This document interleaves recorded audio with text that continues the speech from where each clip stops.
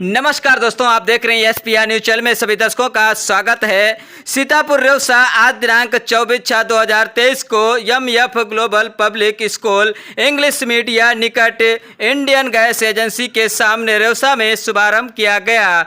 विद्यालय के प्रधानाचार्य अध्यापक एवं अध्यापकों के द्वारा मां सरस्वती को पुष्प अर्पित करके सुंदरकांड का पाठ एवं हवन पूजन भी किया गया। विद्यालय उद्घाटन के अवसर पर सम्मानित अभिभावकों को चित्र अंग वस्त्र देकर सभी लोगों को भी सम्मानित किया गया। विद्यालय में उपस्थित संदेव मिश्रा, संजय चित्रांश, अनंत शुक्ला, मोहित सक्सेना, अरविंद मौर्य, अध्यापक और अध्यापिका, विद्यालय के स्टाफ पूरा मौजूद रहा। जिन भाइयों ने एसपीआर न्यूज़ चैनल को अभी तक सब्सक्राइब नहीं किए वो सब्सक्राइब कर लें, बेल आइकन घंटी दबा दें ताकि अपने अपने क्षेत्र की छोटी बड़ी खबर पाने के लिए रूबरू रहें। नमस्कार, जय हिंद। फिर मिलेंगे नेक्स्ट वीडियो में। और कुशल वक्ता हैं हमारे देश में। मैं निवेदन करूंगा आदरणीय संदीप मिश्र जी से कि आप भी आज से वचन के स्वरूप अपने शब्दों से हमें अनुग्रहित करें। आदरणीय मिश्र जी हमारे इस एमएफ ग्लोबल पब्लिक स्कूल के शुभारंभ के अवसर पर मेरे समक्ष बैठे हुए हमारे मौसा जी आदरणीय श्री निर्मल दीक्षित जी, जो कि कई वर्षों से रेवसा के अंदर एक अच्छे विद्यालय का संचालन सुचारू रूप से कर रहे हैं। मंच पर विराजित हमारे छोटे भाई के रूप में और कुशल शिक्षक रहे, फिजिक्स के बहुत ही अच्छे ज्ञाता रहे और आज भी हैं, लेकिन आज की धारा थोड़ी बदली हुई है। भाई संजय चित्रांश जी, जो कि बेसिक शिक्षा के अध्यापक के रूप में शाहजहांपुर में अपनी सेवाएं दे रहे हैं। मेरे छोटे भाई के रूप में श्री आनंद शुक्ल जी, आप भी गणित कुशल अध्यापक के रूप में और लखीमपुर खीरी में बेसिक शिक्षा में अपनी सेवाएं दे रहे हैं।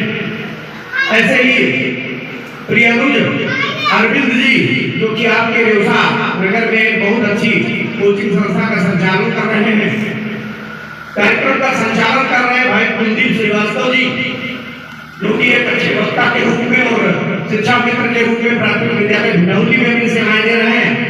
प्रिय अनुज, जिनका हम सबको स्नेह और सानिध्य मिलता है, ऐसे श्री मोहित सक्सेना जी, हमारे संबंधी विवेक पांडे जी, संदीप दीक्षित जी, आज सभी का अभिवादन करता हूँ।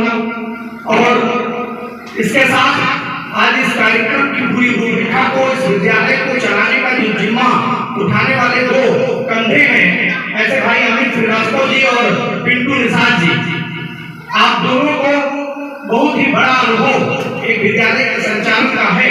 जहाँ तक मुझे जानकारी है, पिंटू निषाद जी का एक विद्यालय और लहराई रोड पर संचालित हो रहा है। ऐसे ही अमित श्रीवास्तव जी का एक विद्यालय इनके गांव कोडरी में संचालित होता रहा है।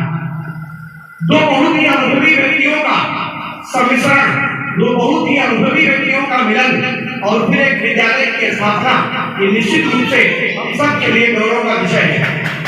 आज जो मुझे लगता है, यहाँ पर भाई आनंद शुक्ल जी ने बहुत सार्थक बातें कही, भाई मोहित सक्सेना जी ने बहुत सार्थक बातें कही।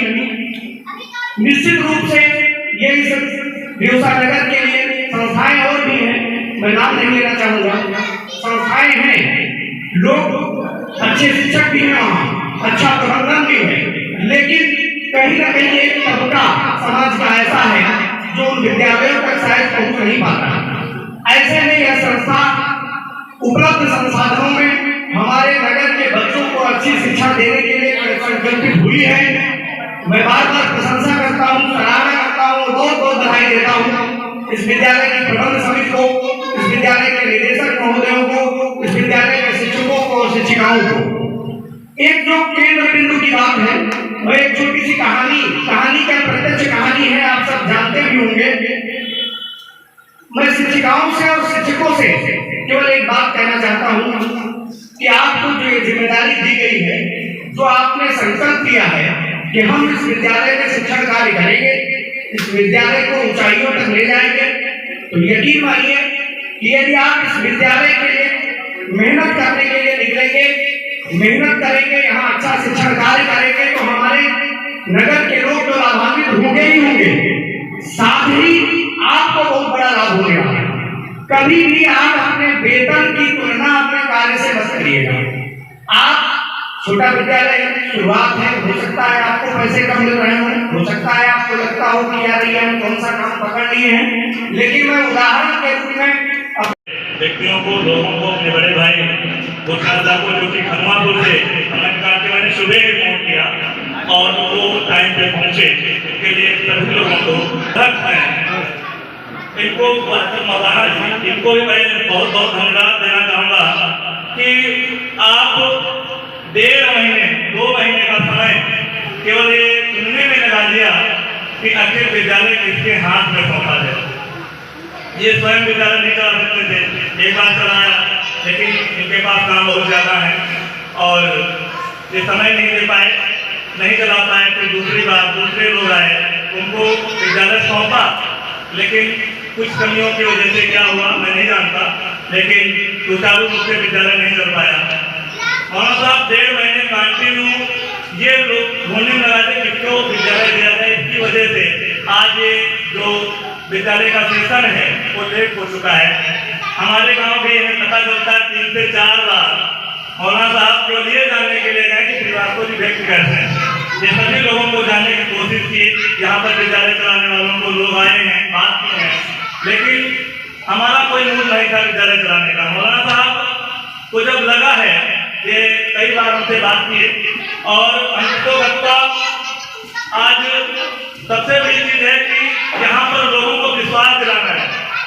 आज वहां पे हम खड़े हुए हैं 0 पॉइंट पे, आप लोगों के बदौलत जो यहाँ पे लोग बैठे हैं, उन लोगों की बदौलत ये काम मैंने सोचा है कि हम करके दिखाएंगे।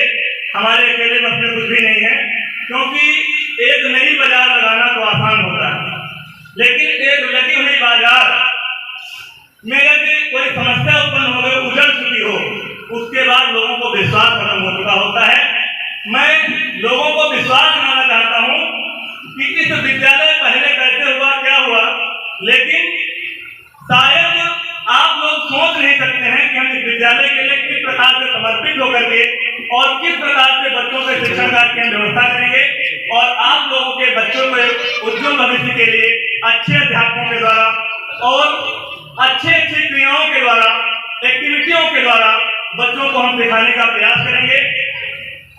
और हम ये बताना चाहेंगे कि हम यहाँ पर जो लोग ये सोचते हैं कि विद्यालय ये चलता नहीं, विद्यालय न कोई विद्यालय होता है, न कोई घर होता है, न कोई मंदिर होता है, और मसाले से ये सारे बिल्डिंग बनाई जाती हैं।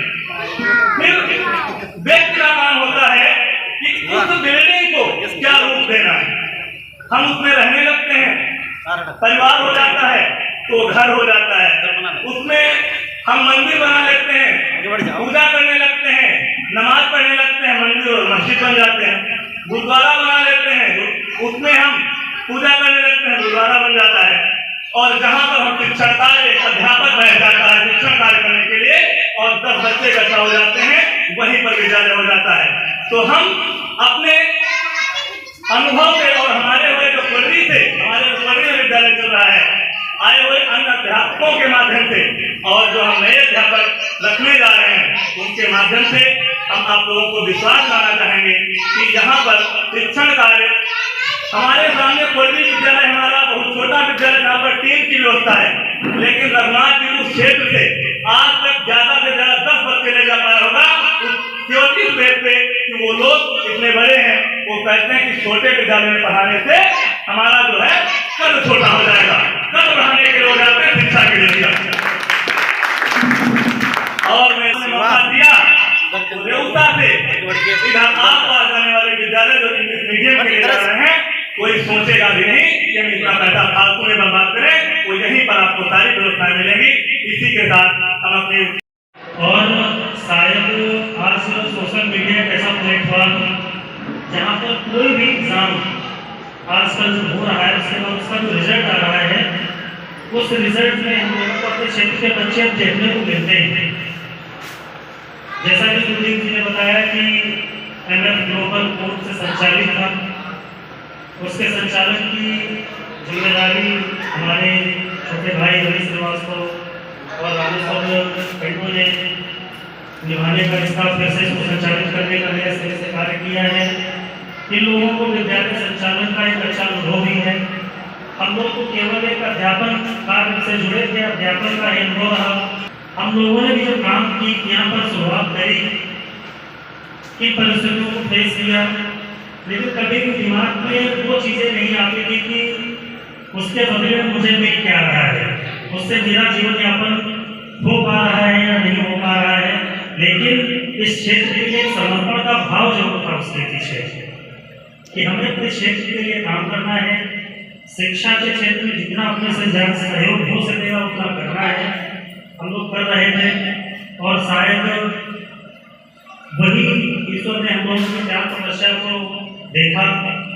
बच्चों से मैं कहा भी करता था हमेशा उसके भविष्य को ध्यान में रखते हुए कि आप आगे बढ़ते रहो, और वो भी हमसे ये कहा करते थे। दो शब्दों में यही कहूँगा कि अमित सर और हमारे पिंटू सर जो एक पहले स्टार्ट किया इंग्लिश मीडियम स्कूल की, ये बहुत अच्छा पहल किया। क्योंकि एक स्कूल संचालित है साजिया अकेडमी, वो थोड़ा सा जो है कॉस्टली है। जो गरीब फैमिली के लोग वहाँ पर नहीं पहुँच पाते हैं, तो लोग यहाँ पर आकर के एक अंग्रेजी माध्यम शिक्षा का जो है आप शिक्षा का ले सकते हैं। और हमसे जो हो सकेगा, जो भी प्रयास होगा सहयोग करने के लिए, चाहे तन से हो, चाहे मन से हो, चाहे धन से हो, हम इन दोनों का पूरा सहयोग करेंगे। और इन लोगों ने जो एक नई पहल शुरू की है, इसके लिए